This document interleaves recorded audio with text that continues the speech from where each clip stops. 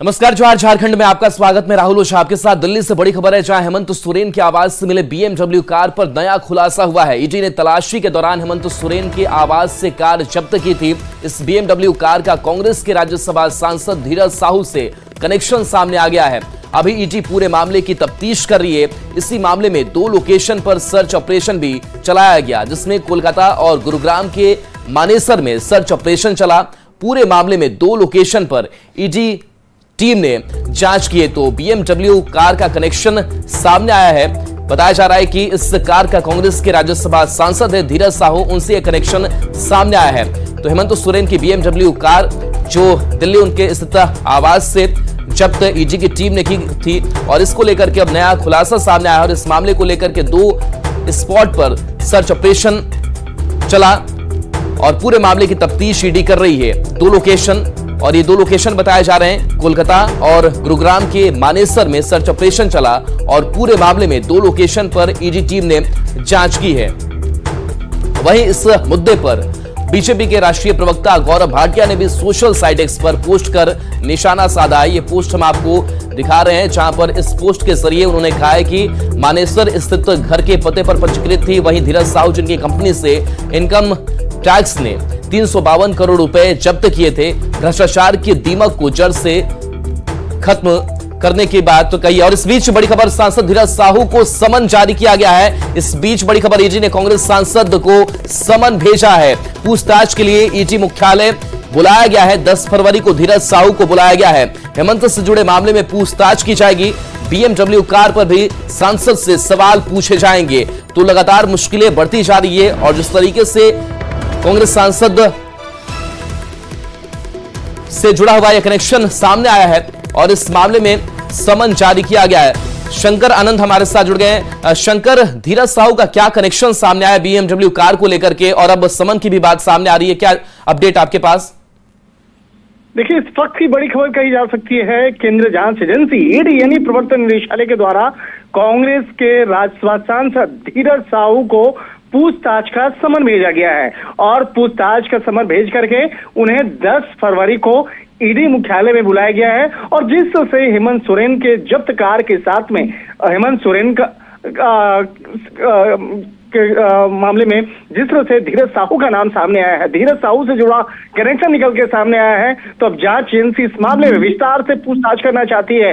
लिहाजा इसी बात को ध्यान में रखते हुए उन्हें सम्मन भेजा गया है और 10 फरवरी को ईडी मुख्यालय बुलाया गया है। और जिस तरह से कनेक्शन की अगर बात करें तो कल देर रात में एक सर्च ऑपरेशन की प्रक्रिया स्टार्ट हुई है जांच एजेंसी ईडी के द्वारा। और उस सर्च ऑपरेशन वह हरियाणा के मानेसर और पश्चिम बंगाल के कोलकाता में की गई। और सर्च ऑपरेशन के दौरान में कई महत्वपूर्ण जानकारियां मिली हैं, और खास तौर पर भगवान दास होल्डिंग प्राइवेट लिमिटेड नाम की एक कंपनी और उसके द्वारा खरीदी गई जो बीएमडब्ल्यू कार है, उसके बारे में जो जानकारियों को इकट्ठा किया गया, तो वही उन्हीं तमाम जानकारियों को जानने के लिए, समझने के लिए, उससे विस्तार से तमाम इनपुट्स को लेने के लिए जी धीरज साहू जो कांग्रेस के राज्यसभा सांसद हैं, उन्हें पूछताछ का सम्मन भेजा गया है। जिस कंपनी का नाम आप ले रहे हैं, क्या उस कंपनी का संबंध धीरज साहू से है? देखिए, सबसे पहले आपको बहुत आसान शब्दों में समझाते हैं। ये जो कार है जिसे जब्त किया गया था 29 जनवरी को, उस कार के बारे में जब पता किया गया, उस कार का रजिस्ट्रेशन नंबर कहाँ का है, किस पते पर एड्रेस हुआ है, तो उसके बारे में पता चला कि भगवान दास होल्डिंग प्राइवेट लिमिटेड नाम की कंपनी है, उसके एड्रेस पे ये इस कार को खरीदा गया है। तो उस कार के जो एड्रेस है, उस रजिस्टर्ड एड्रेस है, वहां पर जांच एजेंसी की जब टीम पहुंची तो पता चला कि उस जो लोकेशन है, उस लोकेशन का संबंध धीरज साहू के साथ में है। यानी वो कंपनी और जो दफ्तर है उसका संबंध धीरज साहू के साथ में है। और धीरज साहू और मुख्यमंत्री हेमंत सोरेन, जो झारखंड के पूर्व मुख्यमंत्री रहे हेमंत सोरेन, ये दोनों का कनेक्शन है झारखंड से, झारखंड मूल के रहने वाले हैं। और उस लोकेशन के बारे में जानकारी मिली और कार के बारे में जानकारी मिली, तो उसके बाद धीरज साहू से जुड़ा हुआ जो कनेक्शन है वो अब इन्वेस्टिगेशन का दायरा आगे बढ़ाया गया। और उसी के आधार पर हमारे सूत्र बताते हैं कि तमाम मामलों की गंभीरता को देखते हुए ही धीरज साहू को पूछताछ का सम्मन भेजा गया है। और भेजने के बाद अब इस मामले में विस्तार से पूछताछ की जाएगी। निश्चित तौर पे इसमें सच्चाई क्या है और उपयुक्त जानकारी क्या है, इन तमाम मामलों की जानकारी विस्तार से धीरज साहू से ली जाएगी और उनका पक्ष भी जानने का प्रयास किया जाएगा कि क्या उनके कंपनी है ये जो भगवान दास प्राइवेट होल्डिंग प्राइवेट लिमिटेड है। चलिए, तो इस समन के जरिए उस कनेक्शन के तह तक पहुंचने की कोशिश ईडी की होगी। बहुत बहुत शुक्रिया इस अपडेट के लिए आपका। तो ईडी की रिमांड पर पूर्व मुख्यमंत्री हेमंत सोरेन की मुश्किलें उनके करीबी ही बढ़ाते दिख रहे हैं। ऐसे में उनके ही करीबी विनोद सिंह का चैट और भानु प्रताप के पिटारे से मिले दस्तावेज ईडी के हथियार बनते नजर आ रहे हैं। विनोद सिंह के चैट में अधिकारियों के ट्रांसफर पोस्टिंग की बात तो शामिल है ही, तो साथ ही कोलकाता के लाला जी से भी मिलने की बात कही गई है। इस चैट में जहां जेल सुप्रिंटेंडेंट पोस्टिंग के 2 नाम के साथ उसके नीचे पेन से 75 लाख रुपए का जिक्र है, तो वहीं एक चैट में 2 करोड़ प्रति महीने का भी जिक्र है। इन चैट से आने वाले दिनों में कई अधिकारियों की भी मुश्किलें बढ़ सकती है। अधिक जानकारी दे रहे हैं रांची संवाददाता ओम प्रकाश। हेमंत सोरेन की मुश्किलें कम होने का नाम नहीं ले रही। जैसे जैसे ईडी की जांच आगे बढ़ रही है, वैसे वैसे हेमंत सोरेन पर जो शिकंजा है वो भी कसता जा रहा है। इसी फहरिस्त में ईडी को कई अहम जानकारियां जो हैं वो बरामद हुई हैं, जिसमें कि विनोद सिंह के मोबाइल से मिले व्हाट्सएप चैट जो हैं वो ज़्यादा परेशान करने वाले हैं हेमंत सोरेन को, क्योंकि इसमें कई आईएएस अधिकारियों के नाम भी शामिल हैं और साथ ही साथ पैसों के जो ट्रांजैक्शन हैं उसे लेकर भी इस चैट में जिक्र किया गया है। अधिकारियों के ट्रांसफर पोस्टिंग के बदले पैसों की बात जो है इस चैट में कही गई है। कहीं पर 75 लाख तो कहीं पर 2 करोड़ का भी जिक्र है। पूरे मामले में अब ईडी जो जांच कर रही है वो इन चैट के जरिए जो पैसे की मनी लॉन्ड्रिंग की बात सामने आ रही है उन तमाम चीज़ों की भी जांच कर रही है। जो पिटीशन में ईडी की तरफ से दिया गया है कि साफ तौर से कि पैसों का हस्तांतरण शायद हुआ है, इसकी आशंका जाहिर करते हुए इन पैसों का इस्तेमाल संपत्तियों के बेनामी संपत्तियों के खरीदने में हो सकता है। इस वजह से ईडी की जांच जो है वो आगे बढ़ रही है। तो वहीं दूसरी तरफ भानु प्रताप जो कि फिलहाल ईडी की रिमांड पर हैं और आज उसका 3रा दिन है, तो भानु प्रताप से मिले दस्तावेजों के आधार पर भी हेमंत सोरेन से पूछताछ की जा रही है। साफ तौर से कहा जा सकता है हेमंत सोरेन के जो करीबी विनोद सिंह हैं उनकी वजह से कुछ ज़्यादा ही हेमंत सोरेन की मुश्किलें आने वाले दिनों में बढ़ सकती हैं। अब देखना होगा कि इन चुनौतियों का सामना हेमंत सोरेन किस तरह से करते हैं। कैमरामैन संजीव तिवारी के साथ ओम प्रकाश, न्यूज़ 18 रांची। झारखंड बीजेपी प्रदेश अध्यक्ष बाबूलाल मरांडी ने सोशल साइट्स पर पोस्ट के जरिए फिर से हेमंत सोरेन पर निशाना साधा है। अपने पोस्ट में बाबूलाल मरांडी ने लिखा है, हेमंत सोरेन ने झारखंड में ट्रांसफर पोस्टिंग को अपनी काली कमाई का उद्योग बना लिया था। करोड़ों रुपए घूस देकर मनचाही पोस्टिंग पाने वाले अफसर जनता से अवैध वसूली करके हेमंत सोरेन की तिजोरी भरने का काम किया करते थे। थाना, प्रखंड, अंचल, जिला कार्यालय से लेकर सचिवालय तक जनता वसूली से त्रस्त थी।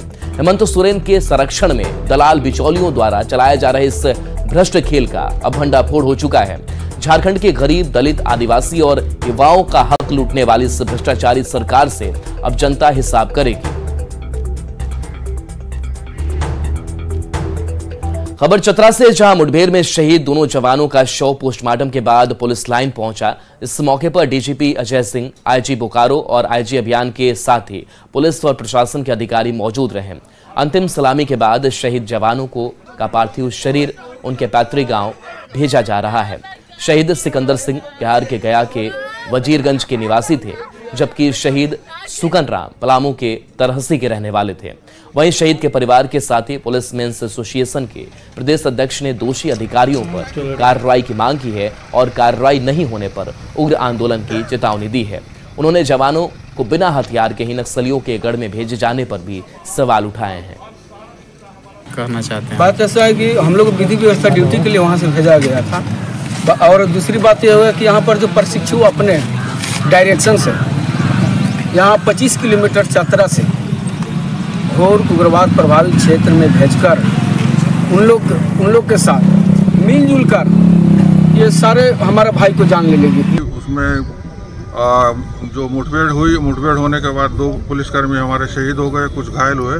तो ये बहुत अनफॉर्चुनेट है, और चूँकि किसी भी कोई एक कैंपेन निकलता है, कुछ होता है, तो उसमें नुकसान होने की भी चोट रहती है और सफलता मिलने की भी उसमें उम्मीद रखी जाती है और होती भी है। तो ये कल की दुखद घटना है। अनफॉर्चुनेटली इसमें कुछ हम लोग को सेटबैक मिला है, तो इसका पूरा भी परीक्षण करेंगे, एग्जामिनेशन करेंगे कि कहाँ कमी रह गई थी, क्या कमी। चतरा मुठभेड़ में शहीद पुलिसकर्मियों को बीजेपी ने श्रद्धांजलि दी है। साथ ही झारखंड पुलिस से ये जानना चाहा है कि किसके आदेश से चतरा के घोर उग्रवाद प्रभावित जंगल में अफीम की खेती नष्ट करने पुलिस टीम को भेजा गया था और उस टीम में 2/3 जवान लाठी पार्टी के ही क्यों थे। उन्होंने सोशल मीडिया पर वायरल हो रहे एक वीडियो का हवाला देते हुए पूरे मामले की गहनता से जांच की मांग की है। पहाड़ के बीच थोड़ा सा जो फील्ड है, इसी में जो है पोस्टर लगाया हुआ है और इसी पोस्टर को नष्ट करने के लिए जोरी थाना और सदर थाना का अभियान चल रहा है, जिसमें मात्र 7 से 8 डीएपी आए हुए हैं और बाकी सब लाठी पार्टी है हम लोग 8 को। जब इतना सुदूर वन क्षेत्र में नहीं लाना चाहिए था हम लोग को, यही कहेंगे और क्या कहेंगे पोस्टर के बारे में। तो और अगर ये भयानक चूक हुई है जिसके कारण जाने गई, तो इसके लिए कौन अफसर जिम्मेवार है? क्या इन अफसरों को लग रहा था कि अगर ऐसी मुठभेड़ होगी, ऐसी स्थिति में जवान जो है वो उग्रवादियों की फायरिंग का जवाब अपने डंडे से देंगे? तो हम मानते हैं ये शहादत बेकार नहीं जानी चाहिए। पुलिस का अभियान नक्सलियों के खिलाफ चलते रहना चाहिए, लेकिन इस पूरी घटना की पुष्टि होनी चाहिए। और सोशल मीडिया में एक वीडियो तेजी से वायरल हो रहा है जिसमें गया एक जवान बताया जा रहा है जो कह रहा है कि हम डंडा लेकर आए हैं और डंडा लेकर आना जंगल में कतई उचित नहीं है। तो इस पूरे मामले की गहनता से डीजीपी झारखंड से अनुरोध है कि जांच हो और अगर इस किसी भी स्तर पर चूक हुई है तो चूक करने वाले अफसरों पर गाज। 16 फरवरी को चंपाई सोरेन मंत्रिमंडल का विस्तार होगा। 8 फरवरी को होने वाला शपथ ग्रहण अंतिम समय में टल गया। इसकी वजह कांग्रेस की नाराजगी बताई जा रही है। मंत्रिमंडल विस्तार की जानकारी कांग्रेस प्रदेश अध्यक्ष राजेश ठाकुर तक को नहीं दी गई थी। कांग्रेस कोटे से कौन होगा मंत्री अब तक तय भी नहीं हो पाया है। वहीं अनुभवी के साथ साथ नए चेहरों को भी शामिल किए जाने पर विचार की बात कही जा रही है। मंत्रिमंडल विस्तार पर कांग्रेस प्रदेश अध्यक्ष राजेश ठाकुर से बात की है न्यूज 18 संवाददाता अविनाश कुमार ने। झारखंड में चंपाई सोरेन मंत्रिमंडल का विस्तार अब 16 फरवरी को होगा। ऐसा इसलिए हुआ क्योंकि कांग्रेस को सही तरीके से कोऑर्डिनेट नहीं किया जा सका। हमारे साथ कांग्रेस के प्रदेश अध्यक्ष हैं। पहला तो सवाल यही होगा कि आज ही होना था शपथ ग्रहण, क्या आपको भी जानकारी थी? नहीं, देखिए जानकारी की बात नहीं है, ये आप आपस में सब लोग बात करते हैं और उसके बाद कोई निर्णय होता है। हम समझते हैं चूँकि बहुत सारे काम भी हैं और बहुत सारी चीज़ें हैं, उस निमित्त उन लोगों ने कोई फैसला लिया होगा। आपको जानकारी थी कि कोई शपथ ग्रहण कार्ड छप गया? नहीं, देखिए इसमें कोई बहुत ये करने की बात नहीं, चूँकि मैं बाहर था और बाहर रहने के कारण कई बार कई चीज़ें कम्युनिकेट नहीं हो पाती हैं, तो उससे कोई मतलब नहीं है। मतलब ये है कि हम लोगों को एक मजबूत सरकार बनानी है और सभी लोगों को उसमें समन्वय बना करके काम करना है, तो उस निमित्त बहुत जल्द आपको ये सारी चीज़ें दिखाई देंगी। आपके कांग्रेस कोटे से 4 मंत्री थे, एक ने शपथ ले लिया है, 3 बचे हैं, रामेश्वर जी, बन्ना गुप्ता और बादल पत्रलेख। आपके संगठन के अंदर ही विरोध होता रहा है कि मंत्रियों के द्वारा तवज्जो नहीं दिया जाता है कार्यकर्ताओं को। पुराने प्रभारी को भी कहा गया, अभी जो प्रभारी उनको भी कहा गया और ये कहा जा रहा है कि बदलाव होंगे। देखिए इस तरह की बातें होती रहती है। जब कोई व्यक्ति किसी पद पे होता है तो नाराजगी उसी से होती है, जो नहीं होता उससे नहीं होती है, जो फिर होगा उससे भी नाराजगी होगी। तो ये कोई पैमाना नहीं है। हाँ, हमारे यहाँ समय समय पर आकलन सभी चीज़ों का होते रहता है और हम समझते हैं वो सब कुछ देख करके ही हम लोग मिल करके ही जो सही फैसला होगा वो लेने का। नए चेहरे होंगे? देखिए अभी नए पुराने की बात नहीं है, सब लोग मेरे पुराने चेहरे हैं फिलहाल। हाँ, कोई नया पार्टी में नहीं आया है। जो लोग चुनाव जीत करके आए हैं हमारी पार्टी के टिकट से, तो सब लोग नए पुराने सभी लोग हैं। अब जिसको जब मौका मिल जाएगा वही सही होगा। देखिए ये थे राजेश ठाकुर और ये कह रहे हैं कि वैसे तो पार्टी में सभी पुराने ही हैं क्योंकि लगातार जीत भी रहे हैं, लेकिन जब समय आएगा तो ये पता चल जाएगा कि कौन अनुभवी और कौन नए चेहरे इस कैबिनेट में होंगे। न्यूज़ 18 के लिए अविनाश कुमार, रांची। चंपाई सोरेन मंत्रिमंडल विस्तार की तारीख बढ़ने के बाद डैमेज कंट्रोल की राजनीति शुरू हो गई है। जेएमएम प्रवक्ता मनोज पांडे ने कहा कि गठबंधन की सरकार है, सबके सलाह से ही आगे बढ़ना है। उन्होंने दावा किया कि कुछ कमियां रह गई थी जिसे दुरुस्त कर लिया गया है। उन्होंने मंत्रिमंडल विस्तार में देरी से इनकार भी किया। रहे होंगे क्योंकि गठबंधन की सरकार है, सभी बातों का ख्याल रखना पड़ता है, इसलिए और ये कोई मैं बहुत ज़्यादा विलंब भी नहीं मानूंगा, लेकिन चलिए जिन कारणों से भी टला 16 तारीख को शपथ ग्रहण तय है और होगा। चंपाई सोरेन कैबिनेट का विस्तार टलने पर बीजेपी ने तंज कसा है। बीजेपी प्रवक्ता ने कहा है कि गठबंधन में एक अनार 100 बीमार वाली कहावत लागू हो रही है। उन्होंने कहा कि गठबंधन के सभी विधायक मंत्री बनना चाहते हैं, जबकि केवल 8 मंत्री पद ही बचे हुए हैं। हमने अली बाबा और 40 चोर की कहानी सुनी है, हमने एक अनार और 100 बीमार वाली कहानी भी सुनी है, और लेकिन झारखंड में हमें लगता है इसमें थोड़ा परिवर्तन करना चाहिए। 12 अनार और 47 बीमार, यानी जितने गठबंधन के विधायकों की संख्या 47 है और 12 मंत्री पद है, सब के सब मंत्री बनना चाहते हैं। और अब तो माननीय मुख्यमंत्री के साथ 3 मंत्रियों ने शपथ भी ले ली है, तो यानी कि अब सिर्फ 8 पद बचे हुए हैं और सब लोग मंत्री बनना चाह रहे हैं। और कई तो कांग्रेस के विधायकों ने, जेएमएम के विधायकों ने स्पष्ट किया कि वो क्यों मंत्री बनना चाहिए, और यही नहीं, ये भी स्पष्ट किया कि दूसरों को क्यों नहीं मंत्री बनाना चाहिए। तो मुझे लगता है इन्हें जनता की बिल्कुल परवाह नहीं। सरकार बनने के बाद हमने तो कभी नहीं सुना कि जनता के लिए इनकी क्या सोच। शराब पीने के मामले विवाद में सिमडेगा में बड़े भाई ने छोटे भाई की कुल्हाड़ी से मारकर हत्या कर दी। कोलेबिरा थाना क्षेत्र के टोमटोली पंचायत के सिरेंग टोली में एक शादी समारोह था, जिसमें खाना खाने के बाद दोनों भाई शराब पी रहे थे। इसी दौरान अधिक शराब पीने के बाद दोनों में झगड़ा हुआ, जिसमें बड़े भाई पवन बागे ने छोटे भाई की कुल्हाड़ी से मारकर हत्या कर दी। मामले की जानकारी मिलने पर पुलिस ने शव को कब्जे में लिया, साथ ही आरोपी को भी गिरफ्तार कर लिया। पता चला सुबह पता चला। अच्छा, घटना का कोई कारण आप लोग को? दारू पी के। खबर गुमला से, जहां अफीम की खेती के आरोप में करंज थाना पुलिस ने 2 लोगों को गिरफ्तार किया है। भरनू प्रखंड के लोंडरा जोंगा गढ़ा के पास से 1 एकड़ खेत में अफीम की खेती की गई थी। एसपी ने सूचना के बाद पुलिस टीम का गठन किया। मौके पर पहुंचकर अफीम 2 आरोपियों को गिरफ्तार करते हुए अफीम की खेती को भी नष्ट किया गया। खबर है कि अधिक पैसा कमाने के लालच में खेत को लीज पर लेकर आरोपियों ने अफीम की खेती की थी। कॉन्स्पिरेसी के तहत इस पूरे उसको अंजाम दिया गया है। उसी के क्रम में आवश्यक कार्रवाई करते हुए सबसे पहले जो जरूरी सैंपल्स थे उनको वहां से कलेक्ट किया गया है अंचल अधिकारी की प्रेजेंस में, और उसके बाद उसका विनष्टीकरण किया गया है। एवं जो इसमें जो अपराधकर्मी इसमें संलिप्त थे, उन दोनों 2 अपराधकर्मियों की गिरफ्तारी हुई है, जिनका नाम मैंने पहले भी बताया, गिरफ्तारी हुई है। बाकी जो जमीन मालिक है उनके विरुद्ध भी अग्रिम अनुसंधान में जो साक्ष्य आएंगे उसके हिसाब से अग्रतर कार्रवाई की जाएगी। कोडरमा के युवाओं में लाइक्स और फेमस होने के लिए युवा वर्ग रील्स के फेर में फंसे हुए हैं। यहाँ रेलवे ट्रैक का इस्तेमाल लोग रील्स बनाने के लिए कर रहे हैं। कोडरमा बरकाकाना रांची रेल रूट पर अक्सर युवा और किशोर रील्स बनाते दिख जाते हैं। ऐसे में रोमांच के साथ रील्स बनाकर लाइक्स की चाहत में युवा अपनी जान से खिलवाड़ करने से नहीं चूकते। वहीं रेलवे ट्रैक के पास जुटे लोगों की नादानी भी बड़े हादसे को दावत दे सकती है। न्यूज़ 18 आपसे अपील करता है कि लाइक्स और फेमस होने की चाहत में अपनी जान से खिलवाड़ करने से आप बिल्कुल बचें। बनाते हैं हम लोग, क्योंकि देखते हैं आजकल नेट पे रील्स बना के बहुत कोई है अच्छा खासा पैसा अर्न कर रहा है, तो हम लोग भी अर्न करना चाहते हैं। तो और जैसे हम लोग कॉमेडी वीडियो बनाते हैं, तो कॉमेडी वीडियो बनाने से लोगों को थोड़ा मनोरंजन भी हो जाता है, तो इसलिए हम लोग सोचें क्यों ना पब्लिक को थोड़ा मनोरंजन भी कर दें। लोहरदगा में महिलाएं सखी मंडल और एपीओ से जुड़कर आत्मनिर्भर हो रही हैं। जिले के कुड्डू प्रखंड में महिलाएं APO Sirem Nirem farmer producer company limited के साथ जुड़कर कृषि क्षेत्र के साथ ही घरेलू उत्पाद व्यवसाय में भी अपना हाथ आजमा रही हैं। प्रधान और नाबार्ड की ओर से कंपनी बनाई गई है, जिसमें 800 महिला किसान को जोड़ा गया है, ताकि उनके उत्पाद को बाजार तक पहुंचाया जा सके। बीज किसानों तक पहुंचाया जाता है, जो जुड़े हुए किसानों तक पहुंचाया जाता है, और उनके फसलों को भी पहुंचाया जाता है बाजार में, और उचित दाम किसानों को दिया जाता है।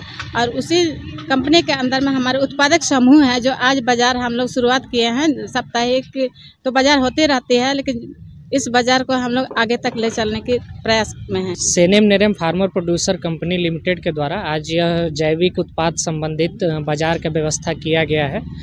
इस कंपनी में सभी महिला शेयर धारक जुड़े हुए हैं, जिनके साथ हम लोग नियमित तौर पर बीज, खाद और तथा उनके फसल उत्पादों को बाजार व्यवस्था कराते हैं। हम लोग पिछले काफ़ी दिनों से पुनर्जीवित अर्थात जैविक खेती का निरंतर जागरूकता कर रहे थे। और चलिए न्यूज़ 18 बिहार झारखंड पर खबरें आपके लिए लगातार जारी हैं।